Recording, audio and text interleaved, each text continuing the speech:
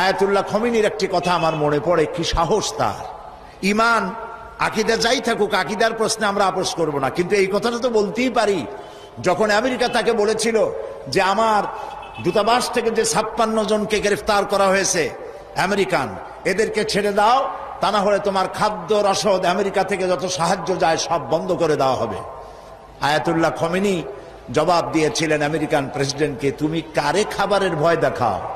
যেই জাতির বছরে 1 মাস না খাইয়া থাকা ফরজ, সেই জাতি তোমার খাবারের অপেক্ষা করবে। তোমার মতো কাফেরদের খাবারের কোনো পরোয়া আমরা করি না।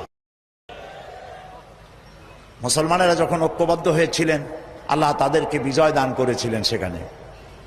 ঠিক এমনি করে পাকিস্তানে যখন সর্বশ্রেণীর উলামায়ে কেরাম মুত্তাহিদায়ে আমল, মজলিস মুত্তাহিদায়ে আমল এ নাম করে যখন একটি সংগঠন কায়েম করলো, সমস্ত ফিরকার মকতবায়ে খেয়ালে সমস্ত আলেমরা যখন ঐক্যবদ্ধ হলো, পৃথিবীকে অবাক করে দিয়ে ইসলামী শক্তি সেখানে বিজয় লাভ করলো।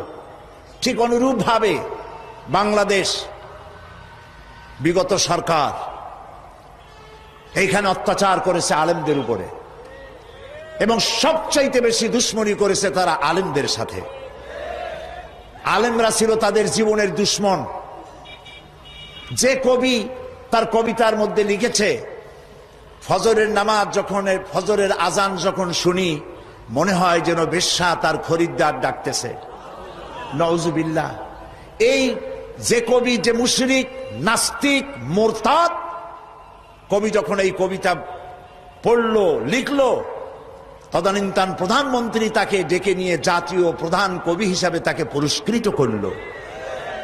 আর যে লোকটি হাদিস পড়ালো, 50 বছর ধরে হাদিসের ছাত্র বানালো দেশ জুড়ে, সেই শাইখুল হাদিসকে গ্রেফতার করে চোর আর ডাকাতদের মধ্যে রেখে দিল।